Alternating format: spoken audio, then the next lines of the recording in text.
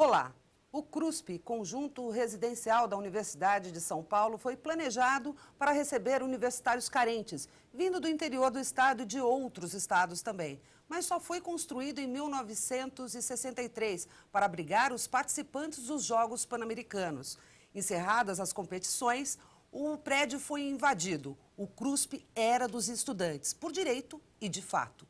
Nos primeiros 5 anos de funcionamento, o espaço fervilhava com as manifestações culturais e políticas, de transformação e de contestação. Mas no dia 17 de dezembro de 1968, 4 dias depois da decretação do AI-5, ato institucional que abriu o período mais repressivo do governo militar e que suprimiu direitos civis como habeas corpus, o Exército e as polícias civil e militar usaram tanques e táticas de guerra para invadir a moradia dos estudantes. Aproximadamente 1.400 universitários estavam lá. 1.200 foram presos. Passados 40 anos, o Brasil vive sob a luz da democracia. E a história daqueles jovens cruspianos se confunde com as conquistas dos direitos civis plenos nesse país. Esse é o tema do Assembleia Debate de hoje. Participam do programa os ex-cruspianos Hugo Marques da Rosa, engenheiro, Rafael de Falco Neto, também engenheiro, Álvaro Rodrigues dos Santos, geólogo, e o deputado Adriano Diogo, do PT, que também é geólogo. Bom, muito obrigada a todos por estarem aqui para a gente contar esse pedaço triste da história da Universidade de São Paulo, né? Porque não é só a história do Brasil, é a história da universidade, é a história das pessoas que estavam lá. Doutor Hugo Marques da Rosa, como foi esse dia? O que te veio na cabeça, o que te veio na memória? Eu estava dormindo nesse dia quando eu fui acordado pelo ruído dos tanques na avenida que fica entre o CRUSP e o Rio Pinheiros, entre a antiga Raia de Remo. E, bom, como nós sabíamos que o ato AI-5 tinha acabado de ser proclamado, ficou claro que o CRUSP iria ser invadido. Então, mas isso foi de madrugada, né? Eu dormia... Foi de madrugada? Foi de madrugada.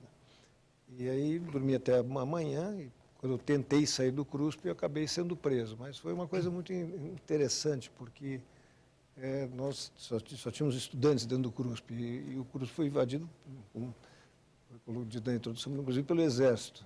Eu fui preso por um soldado que colocou uma arma no meu estômago.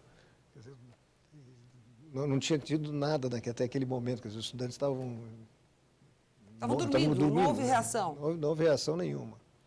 Eu fui preso com uma metralhadora no meu estômago.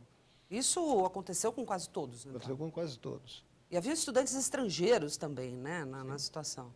Há quem diga que os homens do Exército iam de árvore em árvore, pulando e cercando os prédios. Esse soldado que prendeu, parecia filme de guerra, que você se esconde atrás de uma moita, dá uma corridinha, se esconde atrás de outra moita. Que coisa maluca. Rafael, você estava lá? Não estava. Mas como que ouviu essa história? Como chegou? O que te veio naquele momento? Eu não estava lá porque eu estava participando do congresso da UNE, que estava sendo realizado em vários locais, depois de ter sido reprimido em Ibiúna. Mas eu tinha vivido uma invasão anterior dos excedentes em 67. E pelos relatos que me fizeram os companheiros na época, parece que foi bem similar. Quer dizer, eles chegaram de madrugada com tanques, tropa, e ocuparam militarmente, esperando uma reação armada nossa. Como em 66 eles esperavam uma reação armada e não houve, eles simplesmente levaram-nos para fora do CRUSP. Em 68 eles também esperavam essa, e não havia essa visão de que o CRUSP era um reduto armado, da luta armada. É uma visão que foi divulgada pela ditadura para justificar a arbitrariedade do dia 17 de dezembro. Álvaro, que memória você tem desse dia 17 de dezembro de 1968? Eu havia casado com uma cruspiana. Aliás, diziam que nós éramos contra a família. Eu nunca vi um lugar que deu tantos casamentos de tantos sucessos, né? Eu havia casado com uma cruspiana, que era uma geógrafa, E nesse tempo, então, eu me dividia entre morar um pouco no CRUSP e morar na casa que nós estávamos constituindo. E nesse dia eu não estava no CRUSP. Mas em seguida, todos que tinham alguma condição trabalharam na tarefa, e foi na tarefa que eu trabalhei, de constituir abrigos para aqueles cruspianos que tinham sido expulsos daquela forma tão estúpida. E, então, minha casa, como outras casas, se transformaram em cruspinhos. Né?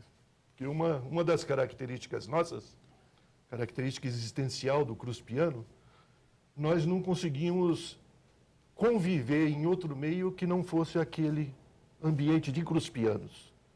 Nós tínhamos toda uma cultura nossa, costumes nossos, diálogos nossos, né?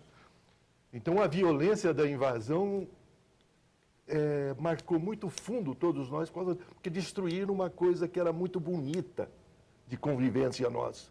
Não era só a questão política. A questão política foi uma questão conjuntural colocada, mas a questão do CRUSP foi uma experiência não elaborada, né, não teorizada, de uma convivência ecumênica universal de estudantes de todos os lugares, de todas as formações. E isso ter acabado daquela forma foi constituiu assim uma violência maior do que se poderia imaginar nesse contexto existencial nosso. Deputado Adriano Jogo, como foi para o senhor esse dia?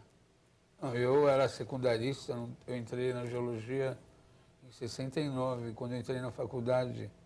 O Álvaro embora ele morasse lá no CRUSP, o prédio da geologia funcionava aqui no centro, na Alameda Anglete.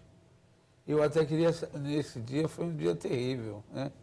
Porque tinha sido decretado AI-5, tinha muita gente que estava começando a ser presa, a gente tinha que tirar as pessoas dos lugares para que elas não estavam podendo circular.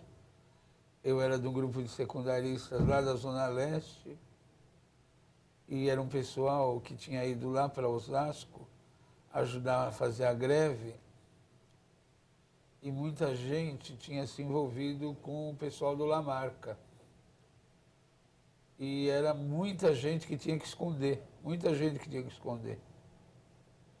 O meu grupo de secundaristas, eles tinham ido para Osasco, conheceram o capitão através do Zequinha, lá, que era aquele companheiro do Lamarca, e estava todo mundo, Edmauro, toda a molecada sendo procurada, então tinha que esconder todo mundo. Quer dizer, tinha esse pessoal para esconder, aí tinha o pessoal sendo desalojado do CRUSP.